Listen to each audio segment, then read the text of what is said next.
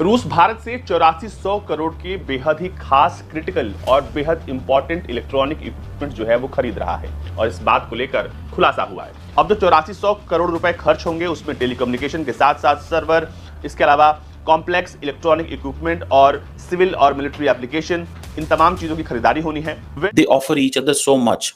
सो ये एक next level के एक स्ट्रेटेजिक पार्टनरशिप है जिसको वो चला रहे हैं और वो कर रहे हैं। दोनों मुल्कों के बीच की ट्रेड और कुछ और की पॉइंट्स हैं, लेकिन अगर हम सिर्फ एक की पॉइंट जो इसका बताया गया है, एक एजेंडा, उसको ले लें तो वही बहुत है चाइना को परेशान करने के लिए कि रशिया पर सैंक्शंस है रशिया यूक्रेन वार को लेकर, और इसी वजह से रशिया अब अपनी इंटरनेशनल ट्रेड करने जा रहा है इंडियन करेंसी में। कुछ ड्रोन्स को लेकर भी यहाँ पर डील हो सकती है मॉस्को और इंडिया के बीच में। बताया जा रहा है कि फिलहाल रशिया के लिए एक सबसे बेहतरीन मार्केट भारत है और अपने प्रतिबंधों को देखते हुए वो भारत से इस तरह की डील कर रहा है। रशिया को ये बताने जा रहे हैं कि हम तुम्हारे साथ जैसे पहले थे वैसे ही हैं, ठीक है जी। रशिया, आपको पता है इंडिया ने रशिया को कंडेम कोई नहीं किया हुआ जो यूक्रेन के अंदर है, और इसने इंडिया ने जो यूनाइटेड नेशंस में बहुत सारे जो रेजोल्यूशंस पास हुए उसमें भी वो खामोश रहे, रशिया को क्रिटिसाइज नहीं किया। उनके कस्टमर भी हैं, दूसरा आर्मी के भी कुछ कॉन्ट्रैक्ट साइन किए, करेंसी को प्रमोट करते हैं, अपने फाइनेंशियल सिस्टम को प्रमोट करते हैं यूपीआई को, और उसके बाद अपने जो इन्वेस्टर्स हैं जो भारतीय जिनको वो उस कंट्री के अंदर। क्या चाइना, क्या चीन भारतीय वजीर आजम नरेंद्र मोदी के इस रशिया वाले से बहुत परेशान है और अपने लिए खतरा समझ रहा है? क्या प्रेसिडेंट शी जिनपिंग को ये लगता है कि उनकी जो कुछ दोस्तियां बहुत ज़्यादा बढ़ रही हैं रशिया के साथ, उन पर ये असर अंदाज हो सकता है? तो देखें, ये बात अपनी जगह पर सही। नमस्कार दोस्तों, चैनल पर आपका हार्दिक अभिनंदन है। दोस्तों जो न्यूज़ आ रही है वो ये आ रही है कि इंडिया जो है वो 8400 करोड़ रुपए की बाइंग जो है वेपन्स की, उसमें ड्रोन्स हो सकते हैं और भी हथियार हो सकते हैं, जो वो रशिया से कर रहा है दोस्तों। क्योंकि दोस्तों इस समय रशिया पर इतने बड़ा ज़्यादा सैंक्शन लगा हुआ है कि वो उससे कोई सामान ना खरीद रहा है ना उसको कोई सामान बेच रहा है। तो दोस्तों ऐसे में क्या है कि इंडिया जो है एक बेस्ट मार्केट है रशिया की, और इंडिया भी जो है अपने दोस्त रशिया की इस समय जो है मुश्किल वक्त में बिल्कुल मदद कर रहा है। और इंडिया ये बता रहा है कि हम तुम्हारे साथ जैसे पहले थे वैसे अब भी हैं, हम तुम्हारा साथ कभी नहीं छोड़ेंगे। और रशिया भी दोस्तों टाइम पर जो है व्लादिमीर पुतिन ने ये रिकॉग्नाइज़ भी किया है कि इंडिया जो है वो रशिया के साथ किसी भी कुछ भी हो जाए, लेकिन इंडिया कभी रशिया को डिच नहीं करेगा, रशिया का साथ हमेशा देगा। तो इस पर जो है दोस्तों अब पाकिस्तानी मीडिया अपना रिएक्शन दे रहा है। आइए देखते हैं कि पाकिस्तानी मीडिया का इस पर क्या कहना है। Buying sensitive electronics from India. इसके अलावा ये बताया गया है कि एक इंडियन कंपनी जिसका नाम इनोवियो है, उसने तकरीबन $4.9 मिलियन की इलेक्ट्रॉनिक और ड्रोन सामग्री जो है वो रूस को बेची है। इसके अलावा उसने $6 लाख के सामान जो है वो किर्गिस्तान भेजे हैं। ये एक सेंट्रल एशिया देश है जिसका इस्तेमाल आमतौर पर बैक चैनल के तौर पर किया जाता है। जो भी देश रूस को सामान भेजते हैं, जब अब दोबारा पावर में आ गए हैं तो मोदी साहब बेसिकली अपने ताल्लुकात को रिन्यू करने जा रहे हैं और रशिया को ये बताने जा रहे हैं कि हम तुम्हारे साथ जैसे पहले थे वैसे ही हैं, ठीक है जी। रशिया, आपको पता है इंडिया ने रशिया को कंडेम कोई नहीं किया हुआ जो यूक्रेन के अंदर है, और इसने इंडिया ने जो यूनाइटेड नेशंस में बहुत सारे जो रेजोल्यूशंस पास हुए उसमें भी वो खामोश रहे, रशिया को क्रिटिसाइज नहीं किया। हाँ, मोदी साहब ने ये जरूर कहा, जिसको लेके सारा वेस्टर्न वर्ल्ड और एमैनुअल मैक्रोन और दुनिया ये कहती रही कि this is not N era of war. ये आई थिंक मोदी साहब ने किर्गिस्तान के पता नहीं कौन सी जगह पे किसी SCO की समिट में ये बात की थी। तो जब ये बात की तो उसको बाद फिर वो UN का इजलास होना था, आई थिंक मुझे अब पूरा याद नहीं आ रहा, 2021 की बात आई थी, ये 22 की बात है। तो सारा जनाब 22 की बात हो गई, सारी दुनिया ने ये कहना शुरू कर दिया, देखिए जी इंडिया का वजीर आजम कह रहा है कि this is not an era of war. तो ये चीजें हैं।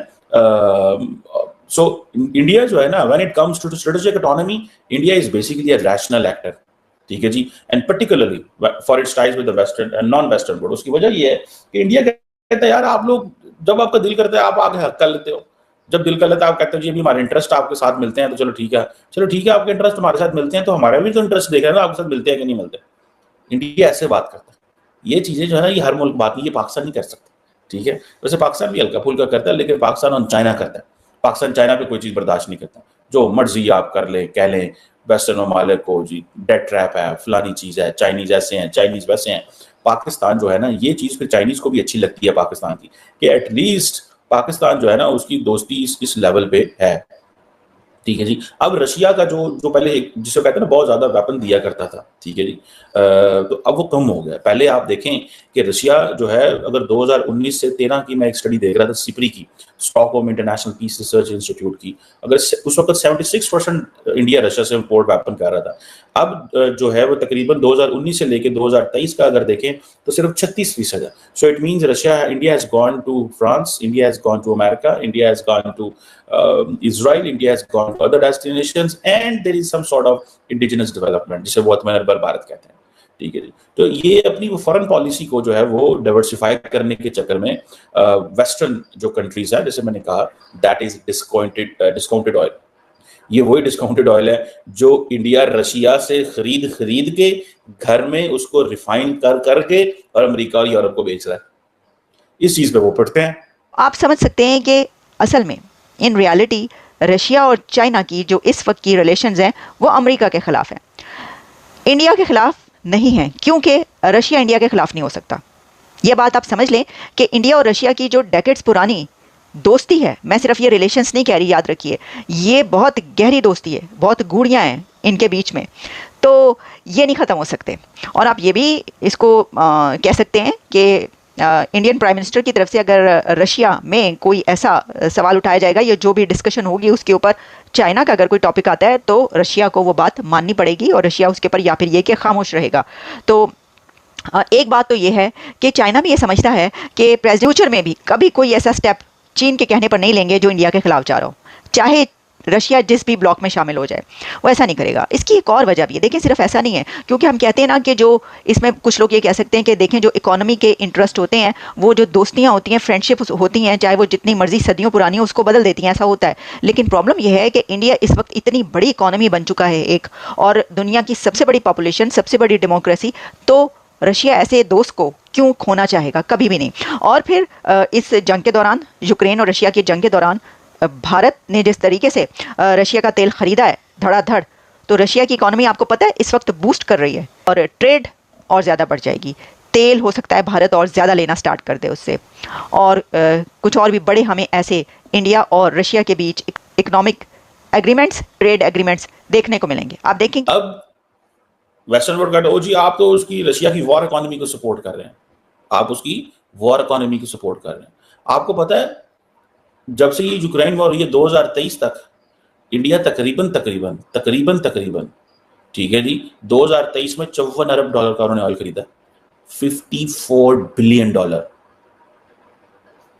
देन 2022 में $38 अरब का, 2021 में $5 अरब का, 2020 में $2 अरब का, ठीक है जी। ये आप इमेजिन करें कि अगर इंडिया 2000, ये मेरा डाटा नहीं है, ये इंडिया के मिनिस्ट्री ऑफ कॉमर्स का डाटा है। सो द क्वेश्चन इज कि इंडिया 2023 में अगर $54 अरब से ज्यादा का तेल खरीद रहा है, तो आप क्या समझते हैं, वो अब बेवकूफ समझते हैं आप उनको बड़ा पता है हम ये तेल क्यों खरीद रहे हैं, और दे एग्जैक्टली अंडरस्टैंड कि हम ये तेल क्यों खरीद रहे हैं। और यार 1.4 बिलियन लोगों का मुल्क है, वहां पे तेल की सप्लाई कम हो जाए तो क्या तमाशा लग जाए वहां पे। तो एंड देन इन्फ्लेशन, महंगाई दुनिया के किस मुल्क में नहीं है। दोस्तों, पाकिस्तानियों को सुनकर हंसी आती है, कहाँ से आते हैं ऐसे लोग। ऐसा लगता है ये लोग हमारे गोले के नहीं हैं, किसी और गोले से आए हैं। कितने तेजस्वी हैं ये लोग। आप सभी हंसते रहिए और पाकिस्तानी कॉमेडी का मज़ा लेते रहिए, और चैनल को सब्सक्राइब करना और शेयर करना ना भूलें। धन्यवाद।